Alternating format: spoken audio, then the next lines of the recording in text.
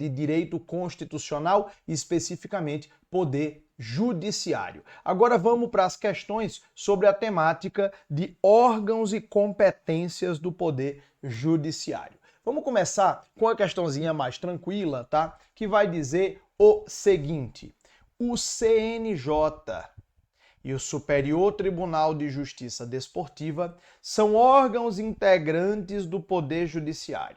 Bom, o CNJ sim, o Superior Tribunal de Justiça Desportiva não, né? O famoso STJD, ele não integra o Poder Judiciário, ele é um órgão de natureza administrativa, portanto, tá, pessoal? Então, nesse caso aqui, a questão, obviamente, ela está errada, ela está incorreta, à luz, inclusive, do que diz o artigo 92 do texto constitucional. O artigo 92, ele vai listar os órgãos do Poder Judiciário e, logicamente, não vai incluir o STJD, justamente porque esse é um órgão de natureza administrativa e do poder executivo vinculado ao âmbito da justiça administrativa desportiva e não ao poder judiciário.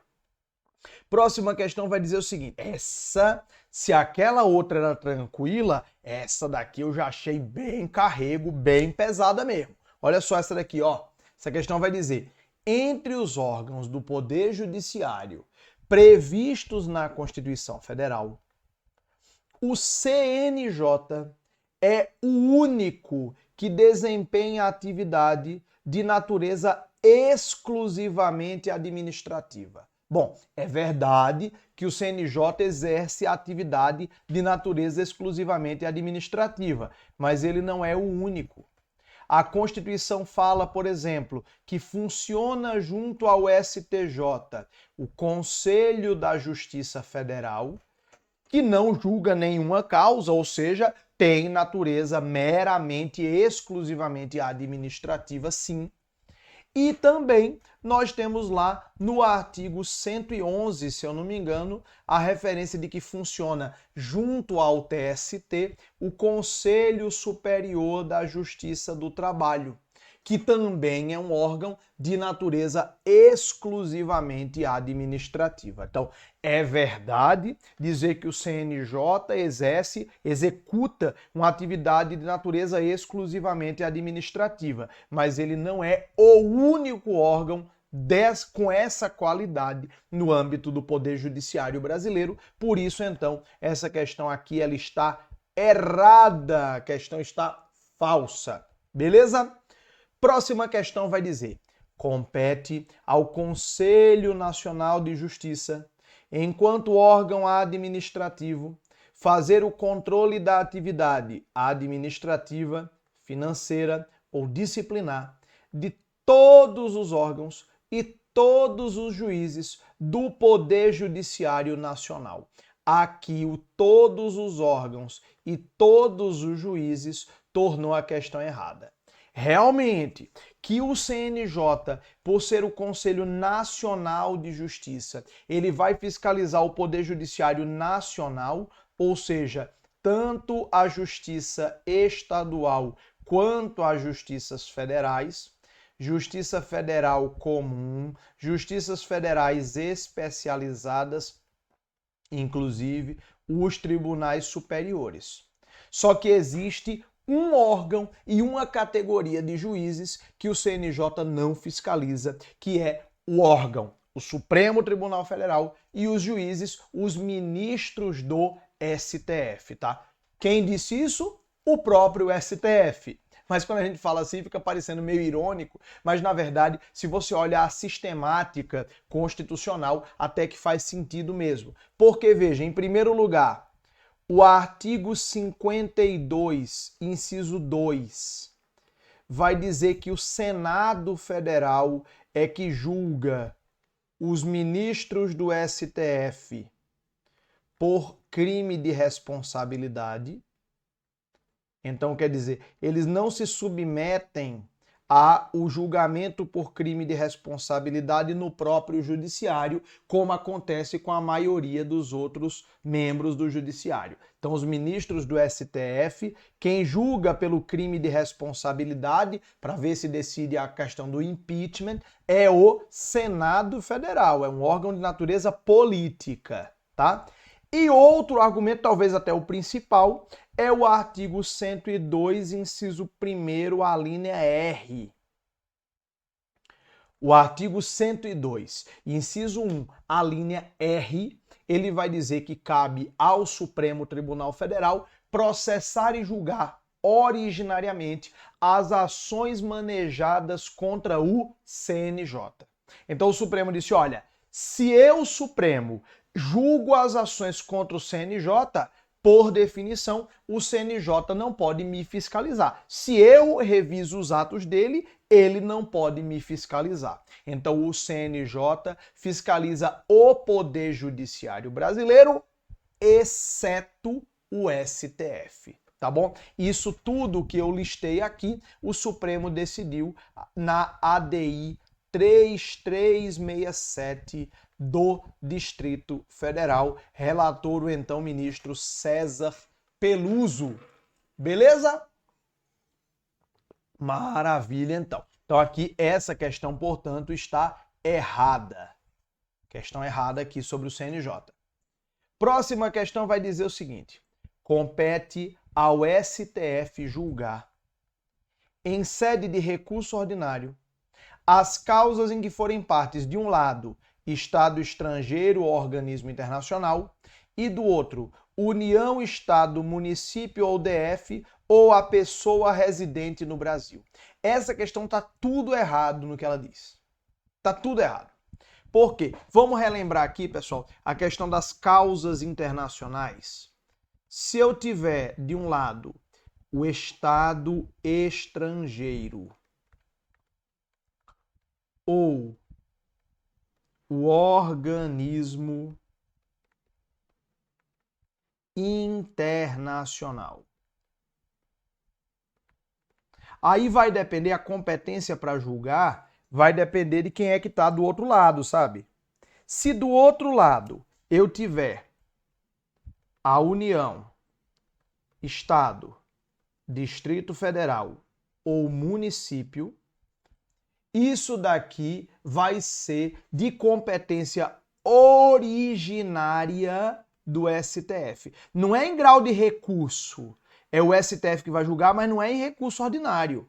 O STF vai julgar isso daqui originariamente, tá? Quer dizer, essa causa já vai nascer direto no Supremo. Já vai abrir o sistema do Supremo para protocolar no PJE do Supremo a petição inicial. Entende? Então, não é uma matéria que vai chegar ao Supremo em grau de recurso. É uma matéria que o Supremo vai processar e julgar originariamente. E tem mais. Se essa causa for ajuizada contra um município ou uma pessoa residente ou domiciliada no Brasil, aí, nesse caso, a competência originária vai ser do juiz federal da primeira instância, artigo 109, inciso 4º, com recurso ordinário, mas que não é para o Supremo. Então, nem assim não estaria certa essa questão. Seria com recurso ordinário para o STJ, para o Superior Tribunal de Justiça, artigo 105, inciso 2, a linha C da Constituição. Então veja que aqui está tudo errado. Ó. Ele diz que é o Supremo que vai julgar em grau de recurso ordinário quando for contra a União ou Estado ou DF. Está errado, é o Supremo originariamente. E quando for município ou pessoa, nem vai para o Supremo. Vai para o juiz federal originariamente e vai em recurso ordinário para o STJ, para o Superior Tribunal de Justiça. Então você vê que essa questão realmente está tudo errado, está tudo incorreto. Os artigos eu já citei aqui quais são. Esse esqueminha das causas internacionais é bom para a gente revisar, especialmente bem perto da prova. Beleza? Maravilha, então. Então vamos para mais uma questão que vai dizer o seguinte, ó. compete ao Superior Tribunal de Justiça, ao STJ, processar e julgar originariamente mandados de segurança contra atos de ministro de Estado. Isso daqui está certo, tá, pessoal? Isso daqui está lá no artigo 105, inciso 1. 105, competências do STJ. Inciso 1, competências originárias. Se a memória não me trai, é a letra B. Até porque, pessoal, a regra do mandado de segurança é que a competência para julgá-lo depende de quem é a autoridade coatora. Quer dizer, depende de contra quem você está impetrando o mandado de segurança. Se for o mandado de segurança contra o presidente da República, quem julga originariamente é o Supremo. Está lá no 102.1, a linha D. Mas aí, se desce um degrau, mandado de segurança contra ministro de Estado, quem julga originariamente é o STJ. Como eu disse, se a memória não me falha, é o 105, inciso 1, a linha B, tá? Claro, pessoal, que essa matéria de competências do Poder Judiciário, eu vou ser sincero contigo, competências do Poder Judiciário eu só aprendi mesmo quando eu comecei a trabalhar com essa matéria, na época que eu era técnico do MPU, que fui ser assessor jurídico do subprocurador-geral da República, Dr. Itel Santiago de Brito Pereira. Ali é que eu aprendi, porque você começa a ver o caso concreto, entende? Então você pensa, ministro, mandado de segurança contra ministro de Estado. Ah, eu lembro daquele caso que era um mandado de segurança que o cara questionava a demissão do servidor público e por isso foi contra o ministro da CGU. Então, essa matéria de competências do Poder Judiciário é uma matéria muito árdua, é uma matéria que você realmente só vai internalizar ou depois de muita questão ou se pegar na prática. Por isso que eu sempre trago essas dicasinhas mais práticas para você, para ajudar a concretizar isso, beleza? De qualquer jeito aqui, essa questão aqui está correta. Aí vem outra aqui, essa agora vai falar de crimes comuns, vai falar de foro por prerrogativa de função. E vai dizer o seguinte: compete ao Supremo Tribunal Federal o processo e julgamento originário dos governadores de Estado e do DF por crimes comuns. Erradaço. Pessoal, o STF, ele vai julgar, pela prática de crime comum, o presidente da República. Governador de Estado desce um degrau. Governador de Estado vai ser processado por crime comum perante o STJ, perante o Superior Tribunal de Justiça. A competência do Supremo para julgar o presidente por crime comum está lá no 102.1, a linha B. A do STJ para julgar o governador está lá no 105.1, a linha A. E se descer mais um degrau, o prefeito, aí prefeito, ele é julgado perante o TJ, tá? Então prefeito vai ser julgado pelo TJ, tá lá no artigo 29, inciso 10 da Constituição. O prefeito só vai ser julgado em TRF, que é o equivalente ao TJ, mas na Justiça Federal, caso se trate de crime federal. Então, se cair na sua prova perguntando qual é o órgão que julga prefeito por crime comum, a resposta padrão é TJ. Agora, quem é que julga prefeito por crime comum de desvio de verba federal? Aí é o equivalente ao TJ na Justiça Federal Comum, que é o TRF. Beleza? Então você vê que essa questão aqui está errada, porque disse que é o Supremo que julga governadores. Não, quem julga governadores é o STJ, artigo 105, inciso 1, a linha A da Constituição. Ok? Beleza. Vamos para essa questão aqui. Massa!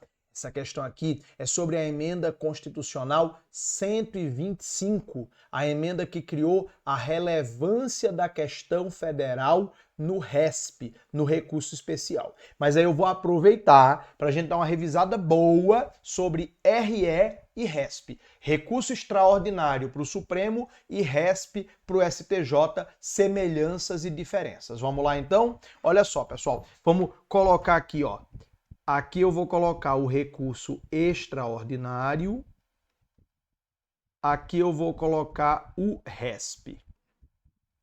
Primeiro, recurso extraordinário é para levar a matéria ao STF.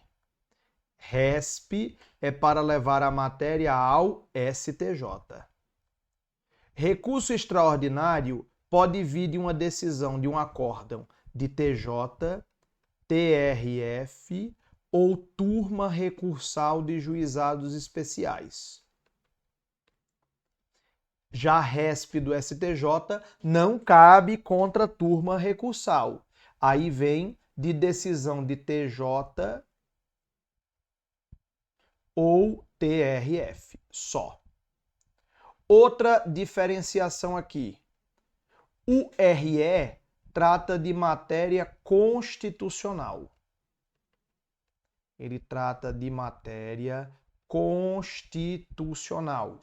Ou seja, ele serve para você levar o STF a discussão sobre um tema em matéria constitucional, ou seja, descumprimento da Constituição, desrespeito à Constituição, declaração de inconstitucionalidade de uma lei, etc. Tá? Por outro lado, o RESP não. O RESP serve para você levar para o STJ a alegação de descumprimento ou desrespeito ou má interpretação de uma lei federal, do Código Civil, Código de Processo Civil, Código Penal, Lei de Licitação, Código do Consumidor, mas sempre uma lei, matéria infraconstitucional. Então, o RESP serve, então, para discutir matéria de lei federal.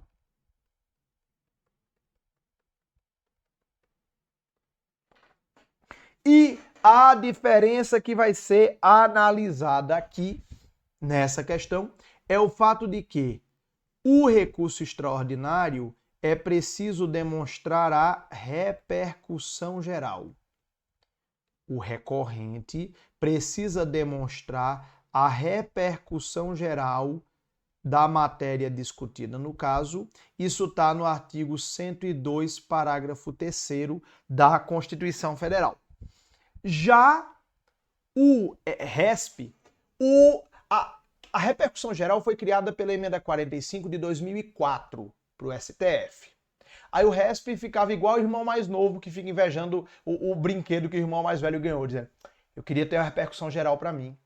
Ou como eu queria uma repercussão geral para mim. Ah, mas se eu tivesse uma repercussão geral, eu produzia tão mais. Não, porque se eu tivesse uma repercussão geral para mim, aí eu conseguia filtrar mais os recursos, sabia ser muito melhor. Seria melhor com a repercussão geral, sim, sem dúvida. Uma repercussão geral minha. Aí o Congresso Nacional atendeu a esses pleitos, esses reclamos e criou a, entre aspas, repercussão geral do STJ. Criou a relevância da questão federal. E aí foi criada, então, a repercussão geral havia sido criada pela emenda 45 de 2004 e aí foi criada para o RESP a relevância da questão federal, que é algo que o recorrente vai ter que demonstrar também. Ele vai ter que demonstrar, para interpor o RESP, vai ter que demonstrar a relevância da questão federal, artigo 105, parágrafo 2º, incluído pela emenda constitucional 125 de 2022. Mas qual é a questão que é o que mais tem caído, mais tem aparecido em prova do CESP?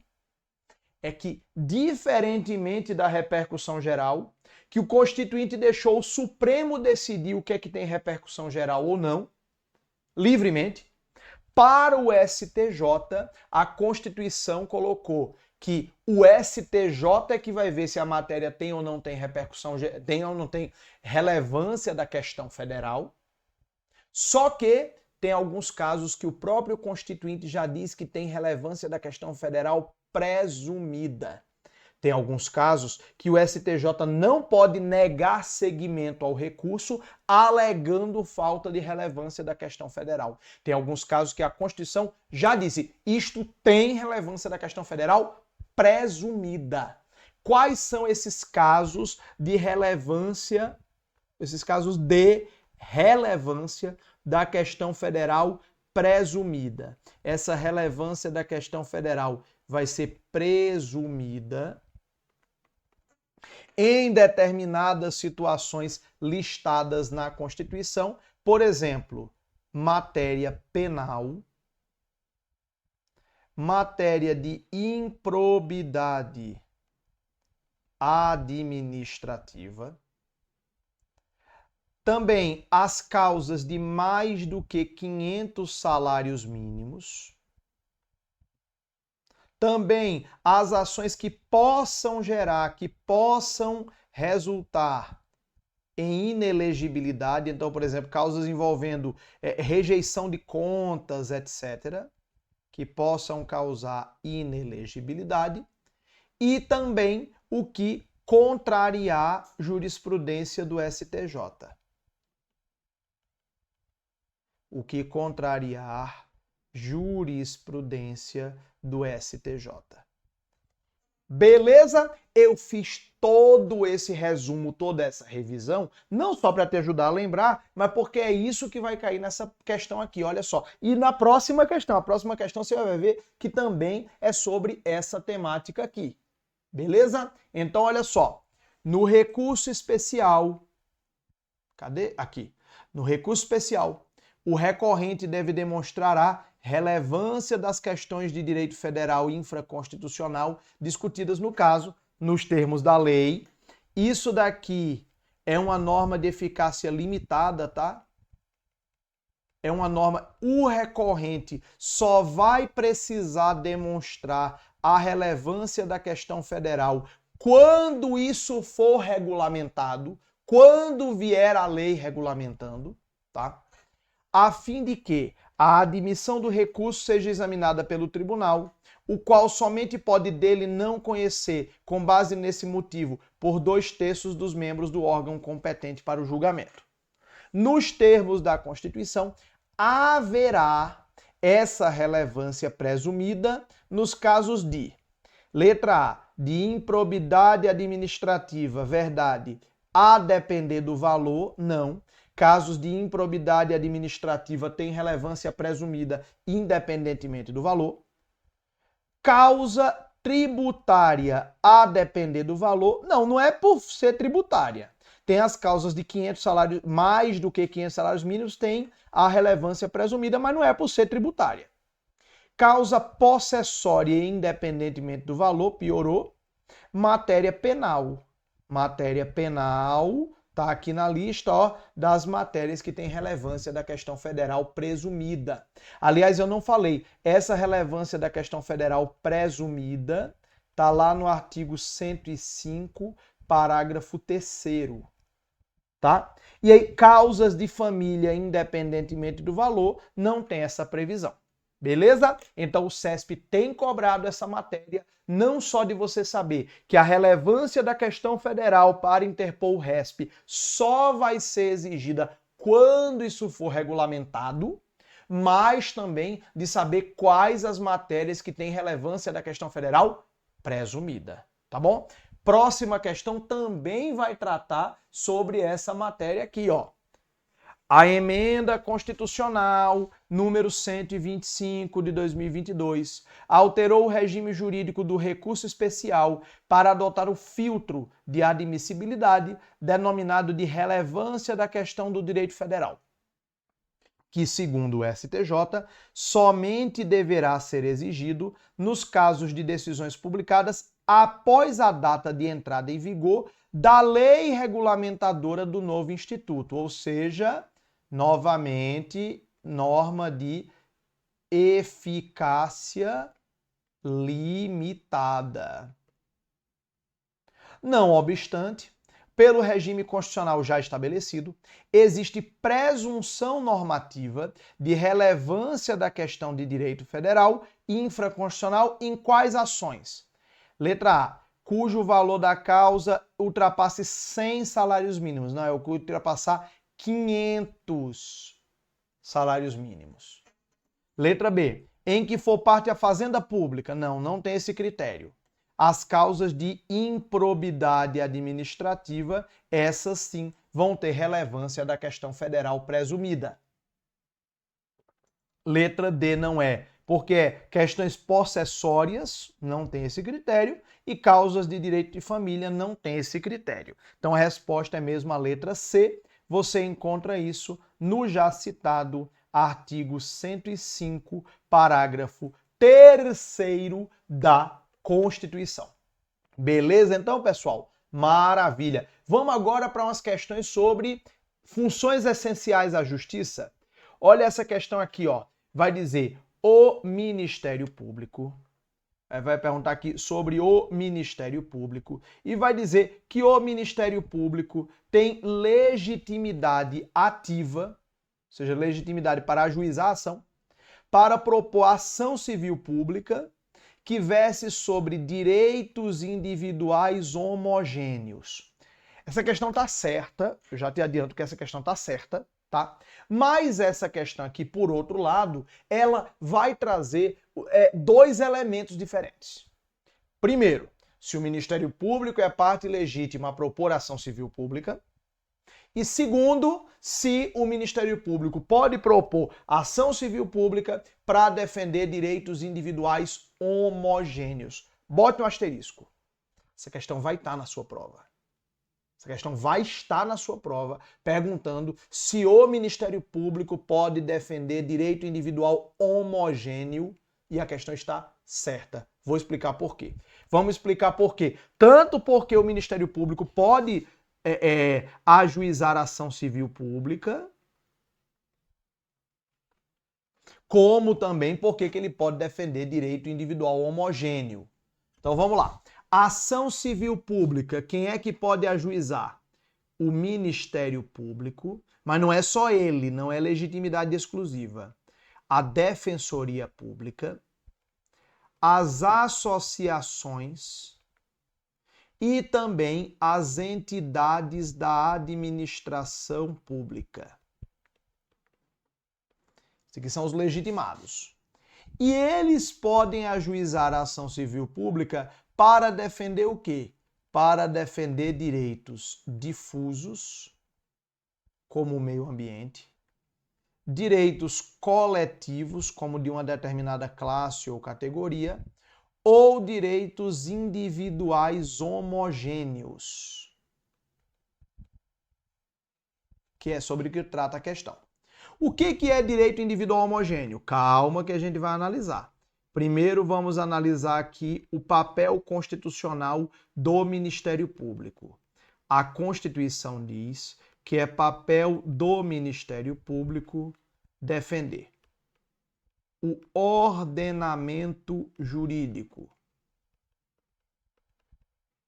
Então, defender o respeito à lei e à Constituição. Também é papel do Ministério Público defender o regime democrático. Defender o respeito à lei, defender o regime, o respeito às eleições, a evitar golpes de Estado, evitar práticas que desestabilizem o regime democrático ou que gerem abuso de poder. E também é papel do Ministério Público, cuidado aqui agora, defender os interesses sociais, os interesses da sociedade, e os interesses individuais. O Ministério Público pode defender interesses individuais, só que a Constituição fala dos interesses individuais indisponíveis. O que é o interesse individual indisponível? É aquele que é irrenunciável, é aquele do qual você não pode abrir mão. Então, em regra, o Ministério Público não defende interesse individual disponível, renunciável, a não ser que seja um direito individual homogêneo. Então, no caso dos interesses individuais homogêneos, aí aqui o Ministério Público pode defender. Então, o Ministério Público pode ajuizar ação civil pública e pode defender direito individual homogêneo. O que é direito individual homogêneo, pessoal? É aquele que pode ser tutelado, pode ser protegido, pode ser defendido coletivamente. É aquele direito de natureza individual, de titularidade individual, cada um tem o seu, mas que eu tenho como defender por uma ação só coletivamente. Exemplo real e concreto: a pretensão dos consumidores lesados por obter uma indenização do 1, 2, 3 milhas. Cada comprador tem direito à sua indenização. Mas como são milhares de pessoas lesadas Brasil afora, o Ministério Público pode entrar com ação civil pública só em defesa desse pessoal todo.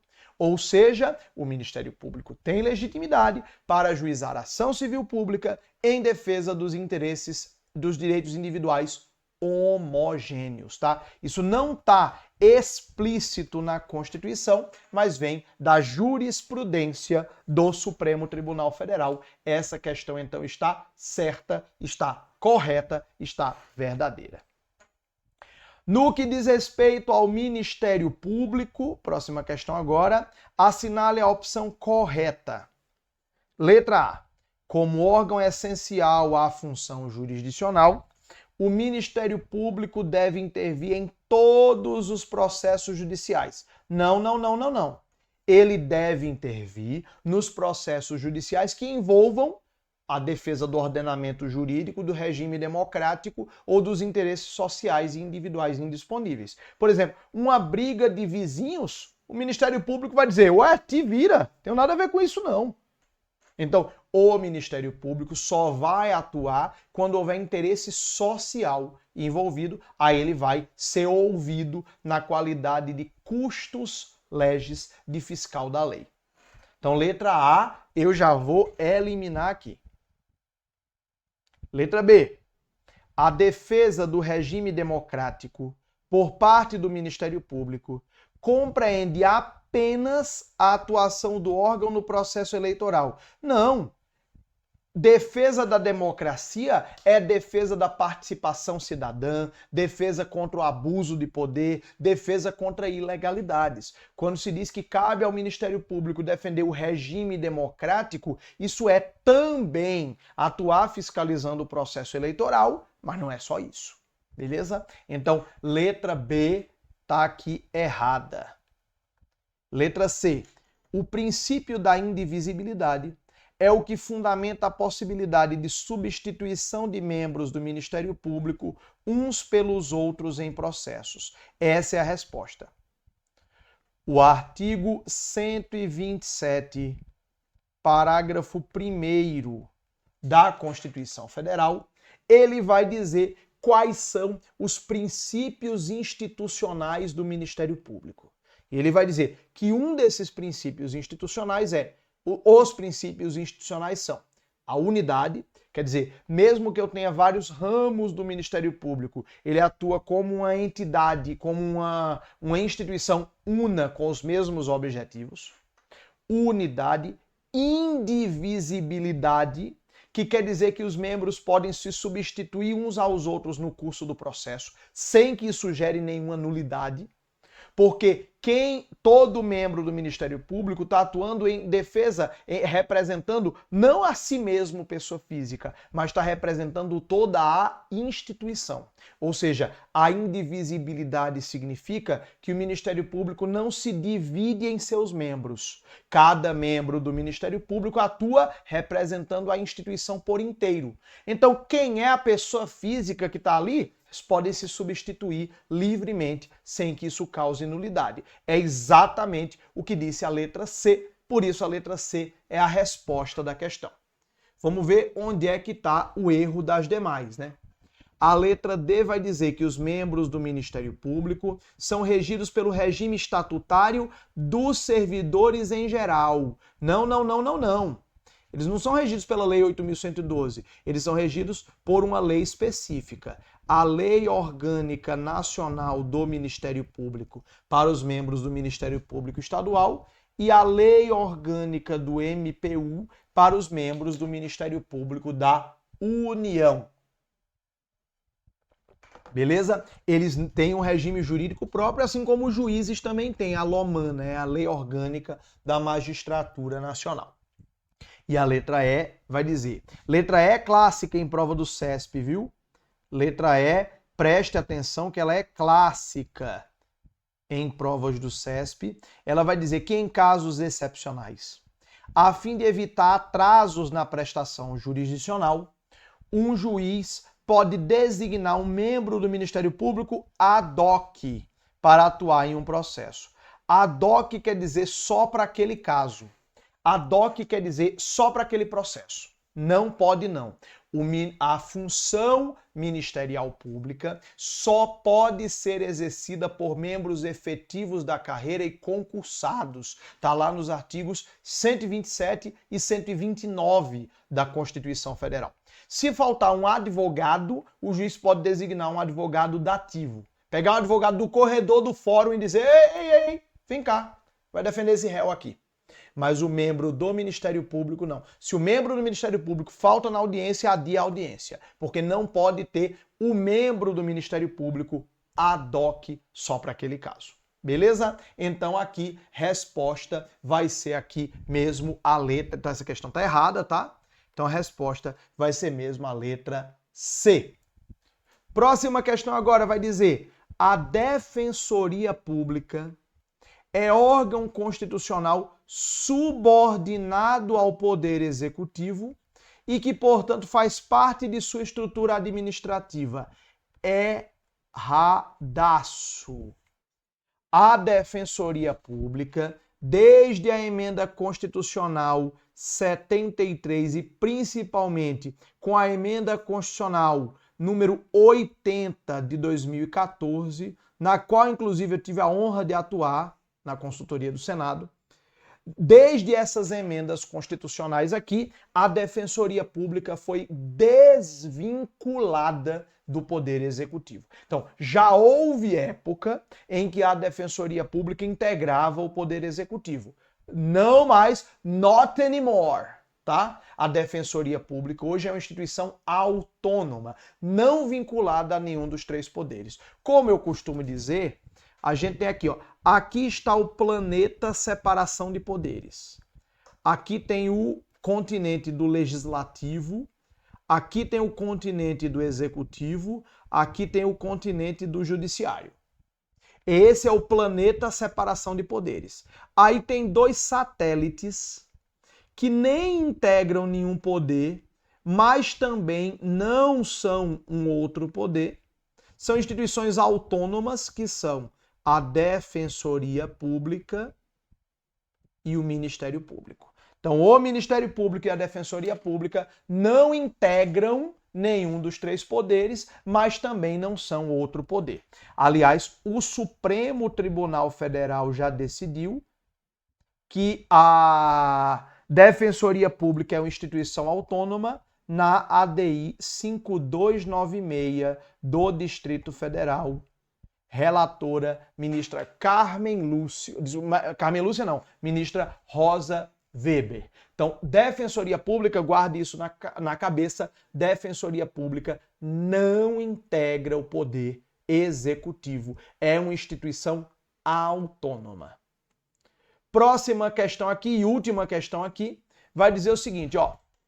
Com o objetivo de promover a defesa dos interesses difusos e coletivos, a Defensoria Pública detém legitimidade ativa para propor ação civil pública, tanto a ação principal como o pedido em caráter cautelar, em caráter provisório. Isso está certo, ó. A gente já viu aqui, olha, ação civil pública, olha quem é que pode ajuizar. O Ministério Público, Defensoria Pública e pode defender direitos difusos coletivos e até individuais homogêneos. Então, nesse caso aqui, essa questão está certa. Essa questão aqui, ela está, portanto, correta. E aí, com isso, pessoal, a gente finalizou a nossa análise das questões acerca do poder judiciário na Constituição. Bons estudos e um grande abraço.